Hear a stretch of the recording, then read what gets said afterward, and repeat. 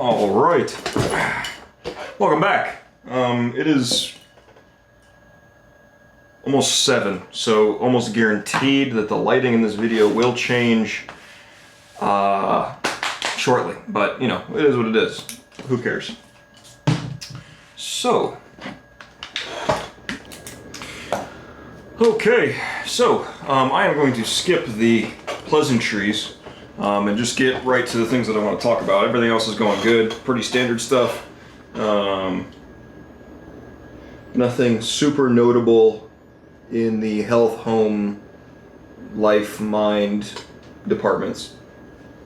But I did have 2 things that I wanted to log on here. So, I started poking around yesterday, maybe the day before, and just thinking about, you know, so I've brought it up a little bit in the past, but I'll cover it again just so we're all on the same page. That whenever I quit a job, whenever I leave a place of employment, I never go back, if I can help it. You know, I never visit, I never want to go back, I never want to interact with the same people again. Like, once I'm out, I'm out. You know, so I used to work at this Target, and there's 2 Targets in this town. Nice alliteration. And I always go to now the other one, which is the shittier one, just because I don't want to interact with old coworkers. And as I was on my way there, driving to the other Target, which is a few extra minutes just for the sake of not seeing people that I know, or less likelihood of seeing people that I know, I was just thinking about, why the hell do I do that? I don't know why I do that. I've always done that. I've done that since my first job. Just once I'm out, I just never want to go back, and I don't really understand. I was trying to think, am I embarrassed of something? Am I embarrassed for me or for them, or which could be part of it, you know, like I move on in a what I believe to be a positive direction, and it kind of makes me feel bad when I go back years later or months later and the same people are still working there, even though I know they hate it. That could be part of it.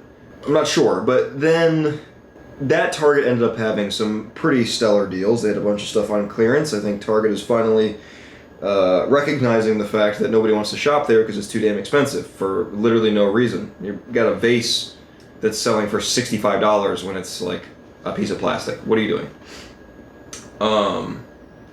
So call up the lady, say, hey, let's go hit this other Target together. This is like the first time I've been back to this Target. I came back, I think 2 weeks after I left to say hi to everybody, and it sucked.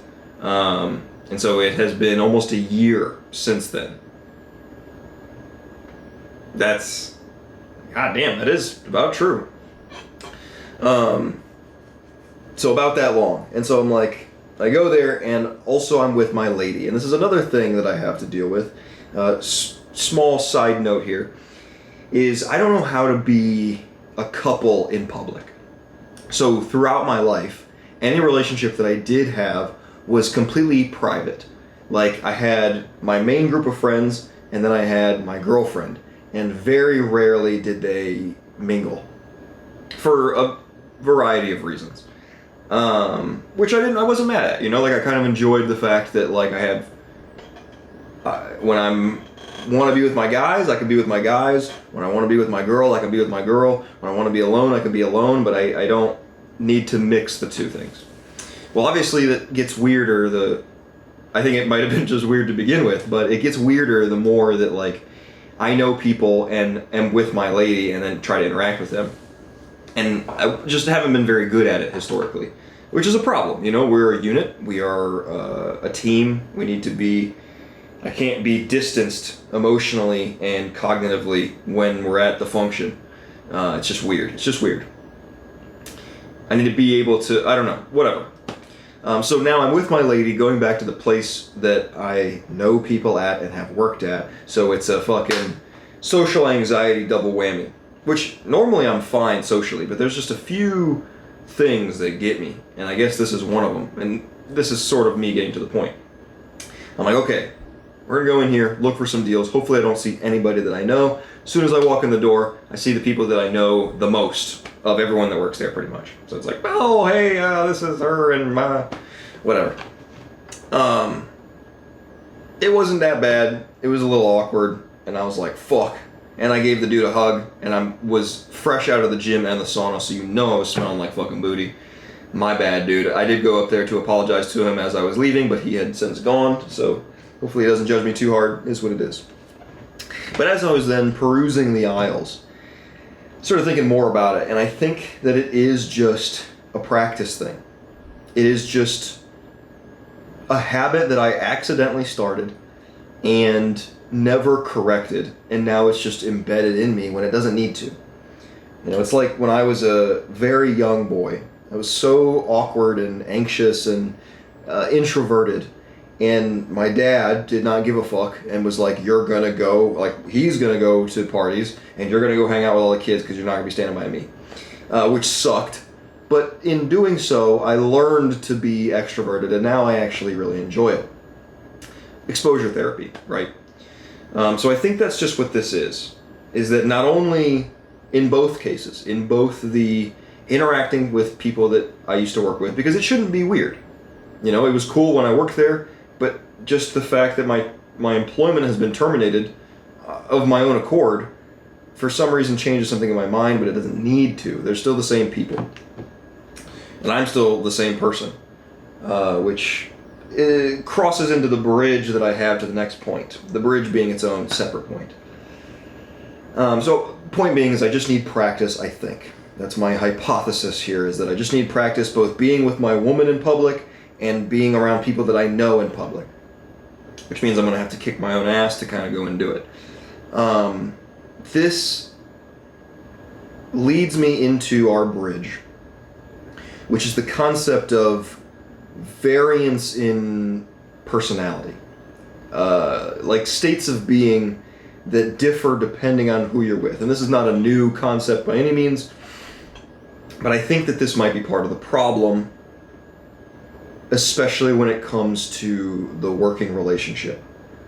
With the woman thing, I think it's fairly obvious that, like, I don't want to be licking each other in public, but I don't know where that line is. I don't know where the line is of, like, we are a couple, and then past that line is we're fucking in front of everybody. Obviously, that's not okay. It's super weird when people do that. Not actually fucking, obviously, but, like, doing couple stuff that is, like, save it for the bedroom kind of thing. I'm just not sure where to draw that line, and so then I just back way off of it. Not a good call. But in terms of work exit finality, I think it may be that I present a much more outgoing side when I am in a social situation. So whenever I get into a place where there's an obvious social structure and maybe social hierarchy, you know what I mean? Like rungs that I can climb. I don't think that's necessary as long as there's an existing social environment, which most workplaces have. Very rarely is it just everybody does their own thing. Although Target was kind of like that because management is so horrendous. It's like a dystopian nightmare in there, I promise you. Don't ever work there. At least at the one that I did. So I think that the personality when I'm by myself, especially by myself shopping, is very different than when I'm, like, at work. When I'm at work, I'm excited and I'm playful and I want to joke around and, like, very energetic, and I'm bouncing and talking and all those kind of things. A lot of times when I'm by myself out and about, I got my headphones in and I'm just thinking. I'm just thinking and just being and just chilling. And that's kind of how I like to be. And so it seems like there's just this great divide in between those two things, which doesn't have to be. It's the same person. I am me in both circumstances, and it doesn't take anything to just be like, oh man, what's going on? And then go back to shopping. So again, just a skill issue, I think. I'm just out of practice there. I'm out of practice in these middle ground states. I can be super social, I can be super isolated, but this spontaneity of meeting someone randomly in public that you know, I'm not so good at currently. It seems that whatever slot in my tool belt that is, it remains empty currently. I have yet to fill it. And that being the bridge, we come to our later point, which is a concept that I've been bouncing around forever, and I think that now I've finally got my finger on it a little bit more completely. And it's not super complicated by any means. I just don't think that I fully felt and understood what was going on, and maybe I still don't, but at least I'm much closer. And that is authentic expression. I think that I have a problem currently, and I've had this problem in the past, and I've overcome this problem in the past, and now it has resurfaced because it is difficult. It is difficult to overcome. Now, a lot of myself I experience in private, and a lot of the progress that I make as an individual in whatever department, physically, spiritually, mentally, whatever, in any area of my life, I make it on my own. And that means that if I were to freely express myself and just act out how I am based on all of my experiences, there would be a lot of me that people wouldn't understand.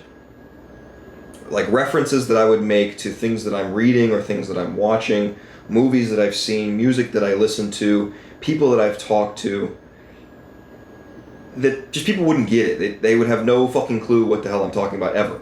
Very rarely would it be like, oh yeah, I get that. If I'm referencing something, obviously. I can just hold a conversation that's not based on anything that I know, and it'll be fine. Which is kind of what I do now, plus.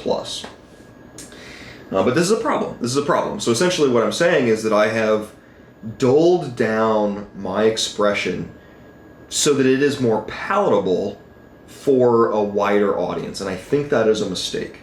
I think it is a mistake for many obvious reasons. Now, I still, am not afraid to express myself, but it is, obviously we've all experienced this disappointment when you are excited about something or you express something that is private to you in a sense that you don't share this passion or this endeavor with anyone else. You share it and it falls on deaf ears. Nobody gives a fuck. Because most people don't give a fuck about anything. But that is disappointing as the bringer of information for it to just fall with a thud. That is ass. And so that is obviously the fear that lies within, is that I don't want to express myself fully because I don't want to be not understood and I don't want to be misunderstood, and so therefore I will silence parts of me that are a little bit more inflammatory or a little bit more out of reach, because like I said, there's lots of things that I do that nobody else does, and that's not even like a look at all this great stuff that I'm doing. It's just that every human being is different. You know what I mean? I could have a billion interests and pursue them dutifully, and I could meet another person who has a billion interests, and none of those interests could intersect. You know what I mean? So that's just how people are. And like I've said, I've conquered this issue in the past, and the easy answer is just to stop giving a fuck about what people think and just do whatever you want to do. Now, obviously, you can't just completely relax and completely destroy the part of you that cares about public opinion, because public opinion is necessary. That's how we function as a whole society, is you have an in-group and an out-group. What is acceptable and what is not? What is that Overton window of acceptable behavior? So you need to care. You need to care somewhat, but I think that is also a skill that needs to be built, is understanding when it's fine if people don't understand you, and when you really want to be heard and when you just want to express, because maybe that's the difference here. I'm thinking through this as I'm talking, so I might ramble.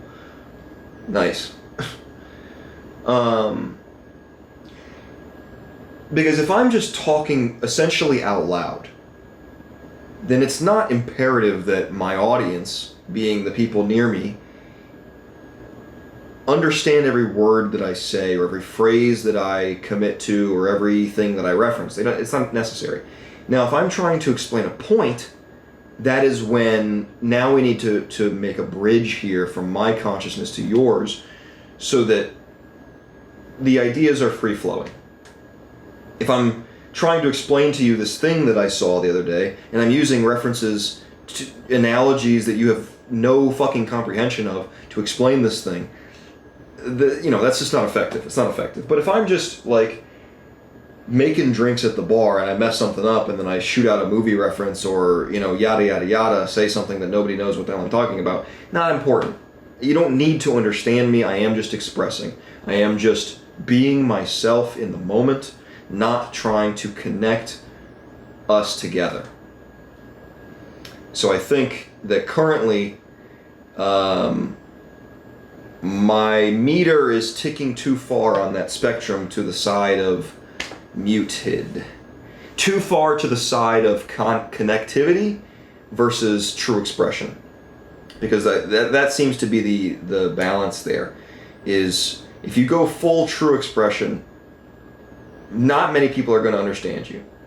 But if you go full connectivity, you're not really going to be expressing yourself. So somewhere in the middle there is a sweet balance, and it just requires you to let go. And that's what I found in the past. I've done it already. It is so hilarious how many things I have already done in my past and yet regressed. Very few times do we need to learn things, we just need to remember them. Great wisdom. I don't know who said that, but it is so true. I think I heard it from Alex Hormozy, actually, but I would be shocked if he was the original author of that quote. But yeah, that's what I got going on. So some personality struggles here. Just as I stabilize consistently, I'm realizing that there are some aspects of the social parts of my being that definitely need to be attended to and fixed and taken care of, amended in some ways to point in better directions.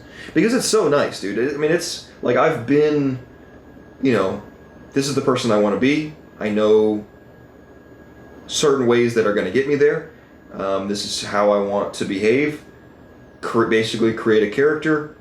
This is who I am. This is who I desire to be as a better version of what I am now. I've done that, and I've gotten there, and it's great, and it's so great. But now the goalposts have shifted, obviously. I'm a different person, older, wiser, I hope.